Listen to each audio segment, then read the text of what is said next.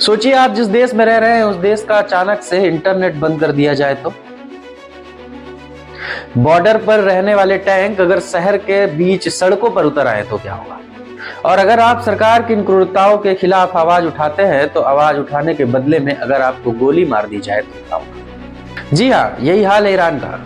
Iran के किसी एक दो शहर नहीं बल्कि पूरे 500 शहरों में यही हाल हुआ है।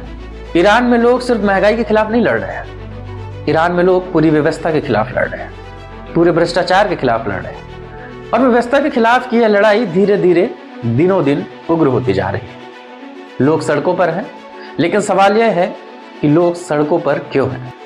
ईरान में लगातार बीते कुछ दिनों से आंदोलन और प्रदर्शन चल रहे हैं। यह आंदोलन प्रदर्शन कोई एक दिन में जमा होने वाला नहीं है, यह कई सालों से जमा हुआ गुस्सा है जो आज धीरे धीरे फूट रहा है। और इस गुस्से में ईरान जल रहा है।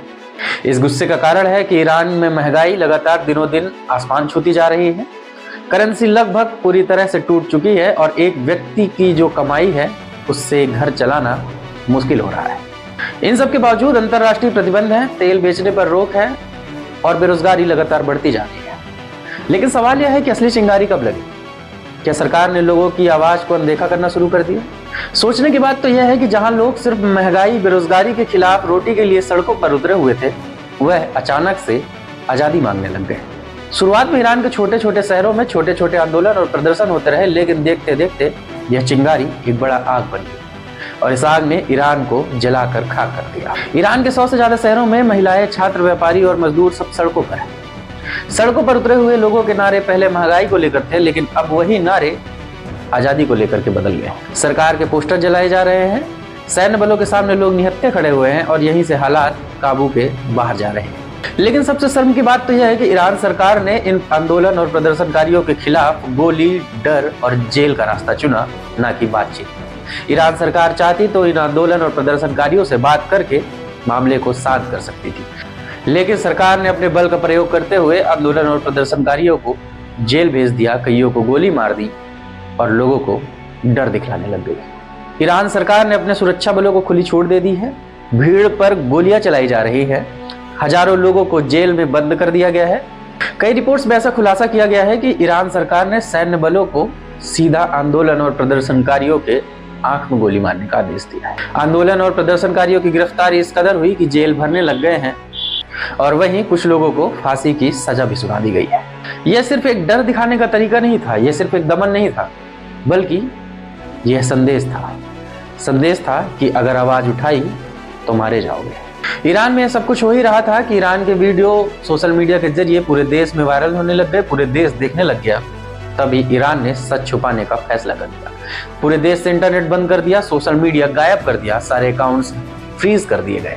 सरकार ने अपनी पूरी ताकत इस बात पर झोंक दी कि ईरान के अंदर का कोई भी वीडियो या फोटो देश के बाहर नहीं जाना चाहिए। ईरान के लोग दुनिया से कट गए, सिर्फ अपने देश तक ही सीमित रह गए हैं। इंटरनेट बंद हो चुका है, वे अपने हालात देश को नहीं बता पा रहे हैं और देश उनके हालात देख भी नहीं पा रहा। लेकिन ईरान सरकार के इस फैसले के बाद भी सच ज्यादा देर तक छुपने वाला नहीं था। इंटरनेट बंद होने के बावजूद कई अलग अलग तरीकों से वीडियो बाहर आए। वीडियो में लाशें, सड़कों पर खून और गिरफ्तार होते लोग देखे गए। इन वीडियो और फोटो के जरिए दुनिया ने देखा कि ईरान में सिर्फ आंदोलन और प्रदर्शन नहीं चल रहा है, बल्कि क्रैकडाउन हो रहा है। वहीं ईरान की सरकार इन मौतों की संख्या को महज 500 से 600 बता रही है, लेकिन अंतर्राष्ट्रीय मानवाधिकार संगठन का कहना है कि मौत का आंकड़ा कई हजारों का है। कई लोगों को मारा जा चुका है, कईयों को जेल में बंद कर दिया गया है, कितनों को टॉर्चर किया जा रहा है, लेकिन सही आंकड़ा किसी के पास नहीं। सही आंकड़ा है नहीं और सही आंकड़ा मिलेगा भी नहीं, क्योंकि जहां सच बोलने पर मौत मिलती हो वहां आंकड़े भी डर जाते हैं। और ऐसे आंकड़े किस काम के जहां पूरा देश और दुनिया तमाशा देख रहा। पूरी दुनिया ईरान पर नजरें गड़ा के बैठी है। लगातार कई पाबंदियों की बात हो रही है, लेकिन सवाल यह है कि क्या इन पाबंदियों से वो लोग सुरक्षित होंगे जो सड़कों पर हैं या मारे जा चुके हैं या मरने की कगार पर है। इसमें कोई दो राय नहीं कि ईरान की सरकार बहुत मजबूत है, लेकिन जब डर टूट जाता है तो तानाशाह भी गिरने लग जाता है। वह लाइन सही है कि किसी को इतना भी ना डराया जाए कि डर ही खत्म हो जाए। आज ईरान की जनता डरी हुई हो सकती है, लेकिन वह चुप नहीं है। किसी को नहीं पता कि आंदोलन कब थमेगा या कब और भड़केगा। लेकिन इन सब के बीच एक बात तो तय है कि ईरान अब पहले जैसा कभी नहीं हो। आज ईरान जल रहा है, कल ये आग कहां तक पहुंचेगी? आपका क्या मानना है? क्या ईरान फिर से पहले जैसा हो पाएगा? हमें कमेंट करके जरूर बताइए। वीडियो पसंद आया हो तो शेयर करें, सब्सक्राइब करें और लगातार अपडेट्स के लिए हमसे जुड़े। धन्यवाद।